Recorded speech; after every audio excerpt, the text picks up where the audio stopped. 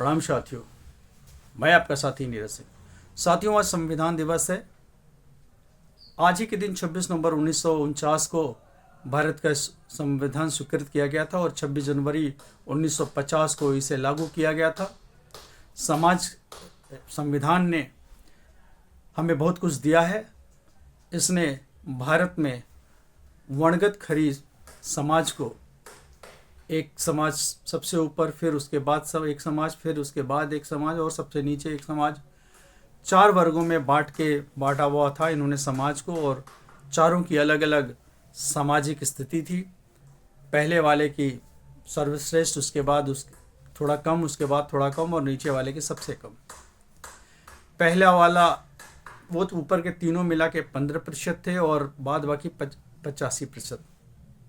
लेकिन आज वर्तमान हमारा संविधान सारे वर्णवादी परंपरा को समाप्त करके एक समानांतर समाज दिया। उसी तरह से धर्म के आधार पर बटे हुए समाज को ना स्वीकार करके धर्मनिरपेक्ष, पंथ निरपेक्ष, सेक्युलर समाज की घोषणा की। साथ में ही समाजवाद की बराबरी का, ये इसकी मूल आत्मा है, धर्मनिरपेक्षता और समाजवाद। लेकिन अभी वर्तमान जो सत्तासीन पार्टी है, भारतीय जनता पार्टी, उसे ये स्वीकार नहीं था और वो कोर्ट गई। हालांकि कोर्ट ने इस बात को अस्वीकार कर दिया। इसके अलावा भारतीय जनता पार्टी का लोकतंत्र में कोई विश्वास नहीं। वो लोकतंत्र को समाप्त करना चाहती है और इसलिए आज इस संविधान दिवस पे इस पे विचार करना और चर्चा करना जरूरी होता है। लोकसभा के चुनाव जो भी 4 जून को जिसका परिणाम आया, उसके अलावा हरियाणा के हुए चुनाव परिणाम और अब महाराष्ट्र के चुनाव परिणाम से ये स्पष्ट हो गया है कि भारतीय जनता पार्टी का लोकतंत्र में कोई विश्वास नहीं। वो किसी भी तरह से छल प्रपंच के माध्यम से सत्ता में बनी रहने चाहती है और इसीलिए बड़े पैमाने पे ईवीएम से छेड़छाड़ होती है। या तो ईवीएम को बदल दिया जाता है, जो मतदान के दिन फॉर्म 17C मिलता है, उसमें बाकायदा ईवीएम नंबर और कितना मतदान हुआ वो सारे का डिटेल होता है। लेकिन जब काउंटिंग होती है तो वो ईवीएम के नंबर बदल चुके होते हैं। जो फॉर्म C में जितना मतदान की संख्या होती है और जो काउंटिंग होती है उसमें अंतर होता है। कई जगह तो ये देखने में आया कि खुद प्रत्याशी के गांव में उस प्रत्याशी को एक भी वोट नहीं पड़ा। जो प्रत्याशी के बूथ पे, एक गांव, महाराष्ट्र के एक गांव से ये खबर आई और वहां के लोग आंदोलन कर रहे हैं। ये वीडियो सार्वजनिक हो चुका है कि वहां कांग्रेस पार्टी का वोटर थे, कांग्रेस पार्टी के सैकड़ों की संख्या में, और वो परंपरागत वोटर हैं। इस बार भी उन्होंने वोट कांग्रेस को किया, लेकिन काउंटिंग आई तो कांग्रेस के वोट खत्म थे, वहां सिर्फ भाजपा नजर आए। शिवसेना, उद्धव ठाकरे गुट के संजय राउत ने तो ये कहा कि एक व्यक्ति का जो परिवार 72 की संख्या है, 72 लोगों का वोटर है, वहां सिर्फ और सिर्फ 4 वोट विपक्ष को मिले। बाद बाकी उस 72 में से 4 वोट सिर्फ विपक्ष को, ये शिवसेना को मिले और बाद में 68 वोट भाजपा को चले गए, जबकि वो परिवार भाजपा का समर्थक नहीं। तो क्या ये इस तरह से लोकतंत्र सुरक्षित रहेगा?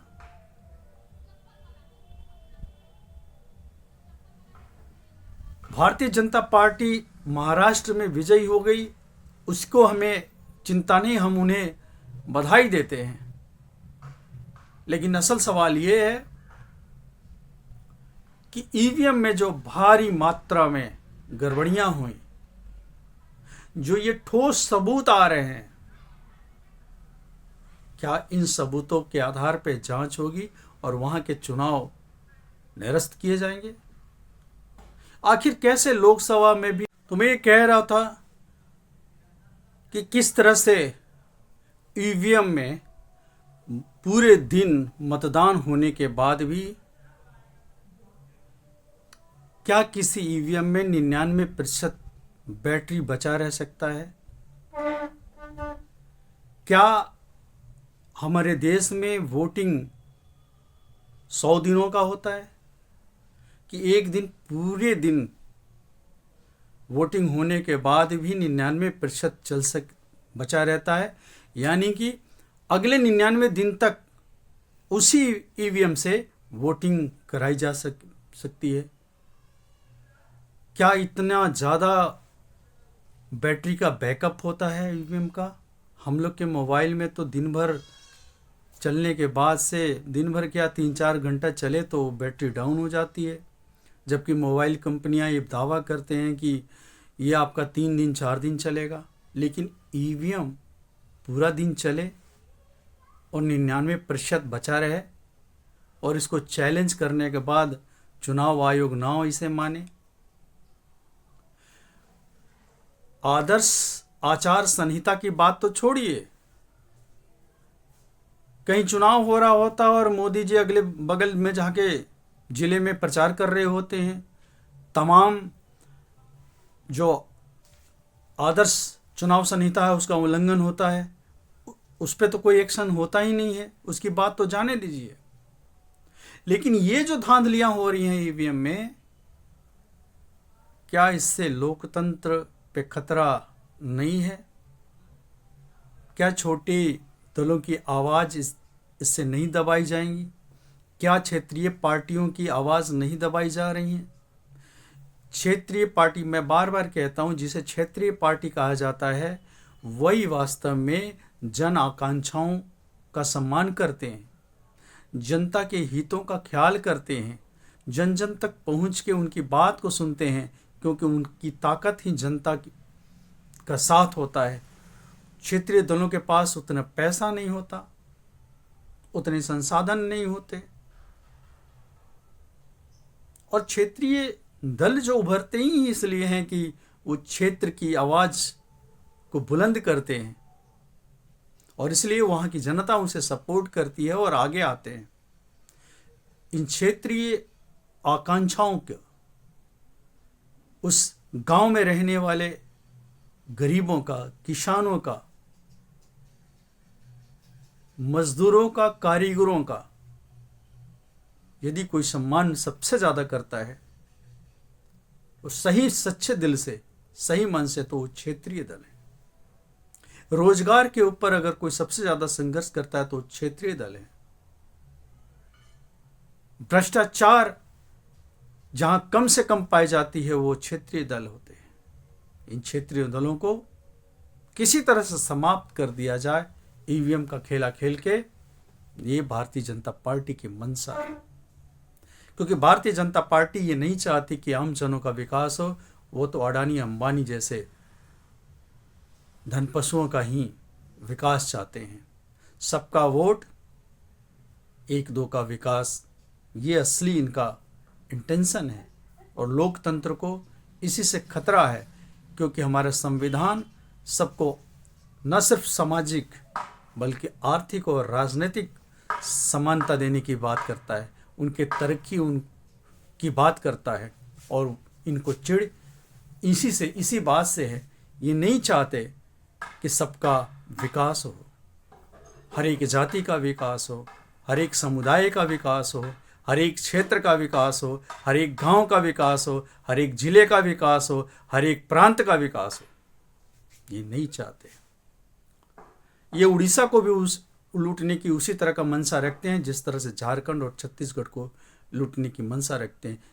ठीक उसी तरह अमीर समृद्ध प्रदेश महाराष्ट्र को लूटना चाहते हैं और लूट के कुछ लोगों का तिजोरी भरना चाहते हैं, उनके बैंक को बैलेंस का आंकड़ा बढ़ाना चाहते हैं ताकि इन्हें वे जो लुटेरे हैं ये इनको फंडिंग कर सके चुनाव के लिए, फाइनेंशियल सपोर्ट कर सके चुनाव के लिए बड़े भारी मात्रा में। इनकी ताकत ही पूंजी है, धन के बल पे ये चुनाव जीतते हैं।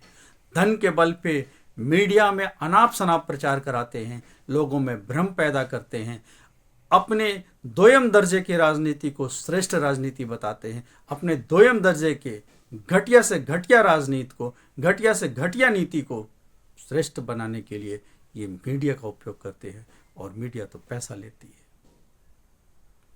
तो इसलिए इनका कोई हिंदुत्व से कोई लेना देना नहीं है। लोग ये भ्रम में पड़े हुए हैं, ये हिंदुत्व नहीं, ये सत्तावादी लोग हैं अपने सत्ता को बचाने के लिए। ईवीएम में छेड़छाड़ कराते हैं, तमाम तरह के छेड़छाड़, चाहे वो ईवीएम को बदलने का हो। 99% ईवीएम चार्ज होने का मतलब है कि वहाँ फ्रेश दूसरा ईवीएम रखा गया है, वहाँ सेट करके रखा गया है। वहाँ फॉर्म 17C में जहाँ ईवीएम नंबर में गड़बड़ी है, इसका मतलब वो ईवीएम बदला हुआ है। कई बार कई जगह शिकायत किया है कि वो ईवीएम सील नहीं थे, उस पर सील मोहर नहीं लगे हुए थे, इसका मतलब है कि ईवीएम बदला गया है। मतदान होता है उसकी संख्या कुछ और होती है, जो काउंटिंग होता है उसकी संख्या कुछ और होती है, उसमें आंकड़े में फ़र्क होता है। और जहाँ जहाँ ये सारे बातें होती हैं वहाँ भाजपा जीतती है। मशीनों में टेम्परिंग हो सकता है, बहुत सारे लोग जो विशेषज्ञ हैं उन्होंने डेमो दिया है इसका, फिर भी चुनाव आयोग मानने को तैयार नहीं है। दुनिया के ये उदाहरण तो लेंगे हर एक चीज़ में, दुनिया के विकसित देशों का, अमेरिका का, जापान का, दूसरे देशों का, लेकिन उन देशों में तो खुद ईवीएम से चुनाव नहीं होता। जापान में ईवीएम बनता है लेकिन जापान में ईवीएम से नहीं, बैलेट पेपर से चुनाव होता है। यदि इनका एक तर्क होता है कि बैलेट पेपर से चुनाव में समय लगता है, तो इस समय का क्या मायने जहां लोकतंत्र की भावनाओं का सम्मान न हो, जहां लोगों के मतों का हरण हो जाए, वो समय बचा के करेंगे भी क्या? उनका तो 5 साल बर्बाद हो गया। दूसरा इनका तर्क होता है कि वहाँ जो मतों से जो होता था वोटिंग, वहाँ बूथ लूटे जाते थे। लेकिन सवाल ये है कि पहले के समय में उतने सुरक्षा बल उपलब्ध नहीं थे, उतनी सड़कें अच्छी नहीं उपलब्ध थी कि गांव में सुरक्षा बलों का मूवमेंट बहुत जल्दी से हो सके। आज तो हर बूथ पे सुरक्षा कर्मी तैनात हैं, सशस्त्र बल, अर्ध सैनिक बल तैनात हैं। सीआरपीएफ, बीएसएफ और तमाम तरह के जो अर्धसैनिक बल है वो आज हर एक बूथ पे तैनात होते हैं। तो आज क्या किसी की हिम्मत है कि वो बूथ लूट सके? बूथ तो तभी लूटते जाएंगे जब आपका जो सत्ताधारी, जहां डबल इंजन की सरकार है, उनके इंटेंशन सही नहीं रहेंगे। वो पुलिस का इशारा होगा, अर्धसैनिक बलों को इशारा होगा कि वहां बूथ छापने देना, तो छपेगा। पहले भी छपता था, अब भी छपता है, लेकिन कोई जबरदस्ती बूथ कैप्चरिंग कर ले, आज किसी की ये मजाल नहीं, ये संभव नहीं। ये निश्चित ही ईवीएम को हटा के मत पत्र आना चाहिए।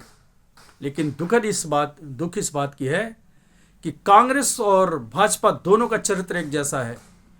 कांग्रेस पार्टी ये ईवीएम लाई और तब ये भाजपा विरोध कर रही थी, लेकिन आज वो भाजपा उसी के समर्थन हो गई है। ये सारी बातों को देखते हुए कांग्रेस पार्टी सिर्फ ऊपर ऊपर से ईवीएम का विरोध करती है, एक निर्णायक लड़ाई नहीं लड़ पाई आज तक। उसे वोट चाहिए, सत्ता चाहिए। हम जैसे तमाम देशवासी जब आवाज उठाते हैं तो उसमें हां से हां मिलाने के सिर्फ रस्म अदायगी के अलावा कांग्रेस पार्टी ने किया क्या?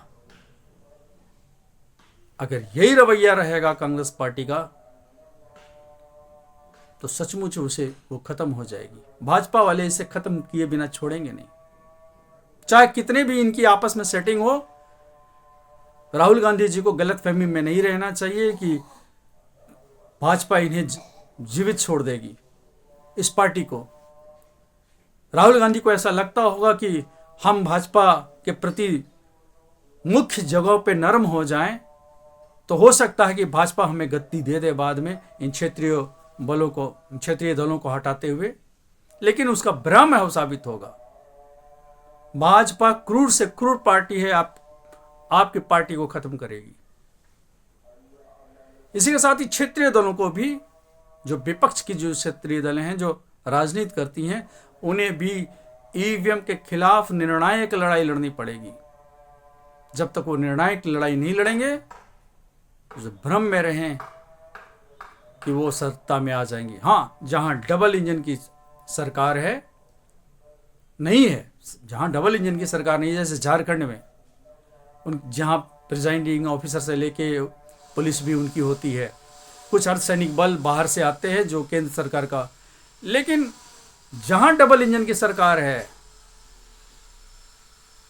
वहां धांधली होगी ईवीएम के माध्यम से, और आपके लिए सत्ता में आना एक सपना हो जाएगा। तो अगर राजनीति आपको करना है और राजनीति में प्रासंगिक बने रहना है, ये सत्ता में आना है, तो आपको अपना मुंह छोड़ के एक बार सामूहिक इस्तीफा देके, सड़कों पे आके आमरण अनशन करके, धरना प्रदर्शन करके ईवीएम के खिलाफ हल्ला बोलना ही होगा। नहीं तो भारत का लोकतंत्र खतरे में है। चुनाव प्रणाली पूरी तरह से दूषित हो जाएगी, यहां विपक्ष जीवित नहीं रह पाएगा, और संविधान की मूल भावना शायद ही बच पाए, क्योंकि किसी भी तरह से फोड़ ओढ़ के ये अपना पूर्ण बहुमत केंद्र में भी कर लेंगे, आज नहीं तो कल, अगर ये जीवित रहें, और संविधान को ये खत्म कर देंगे, उसमें कोई दो राय नहीं है। इस देश में मनुस्मृति लागू कर देंगे। ये वर्णवादी हैं और वर्णवाद लागू करना ही इनका मकसद है। इनका हिंदुत्व से कोई लेना देना नहीं है। ये सत्तावादी लोग हैं, और ये पुरातन पंथी ये नहीं चाहते कि दूसरे लोग आगे बढ़ें। दलित का बच्चा, अति पिछड़ा का बच्चा, पिछड़ा का बच्चा, आदिवासी का बच्चा, अल्पसंख्यक का बच्चा आगे बढ़े, तरक्की करे, ये इनके सोच में नहीं है, इनके संस्कार में नहीं है। और कोई ये भ्रम में न रहे कि ये देश की एकता और अखंडता को लेकर चिंतित हैं, ये देश को अच्छा शासन देना चाहते हैं। ये महाभ्रष्ट लोग हैं। अपराधियों का, बलात्कारियों का, जितने तरह के भ्रष्टाचारी हैं पूरे देश भर में, बड़े बड़े भ्रष्टाचारी, उन सब का ये अड्डा है। जिसको ये पहले बोलते हैं कि भ्रष्टाचारी, उसको ये गले लगाते हैं। और देश की एकता अखंडता के प्रति इनकी चिंता नहीं अगर होती, तो पुलवामा जहां सैनिक मारे गए हमारे, उस कांड के दोषियों को अब तक सामने लाके खड़ा कर दिए रहते। इनके शासन में रहते हुए गुजरात के पोर्ट से लगातार नशीले पदार्थ आ रहे हैं, उस पर रोक नहीं लग रही है। देश के युवाओं को ये नशे में ढकेलना चाह रहे हैं। कभी सामाजिक मुद्दों पे और तरक्की पे, शिक्षा पे कभी इनका आंदोलन नहीं होता। ये सिर्फ कभी बहराइच खोजते हैं और कभी संभल, और इस तरह से संविधान खतरे में है। इसे बचाने के लिए भारतीय जनता पार्टी से हम लोग को मुंह मोड़ना पड़ेगा। विपक्ष को एक निर्णायक लड़ाई लड़ने के लिए मैदान में आना पड़ेगा, अन्यथा वो समाप्त होने के लिए तैयार है। धन्यवाद।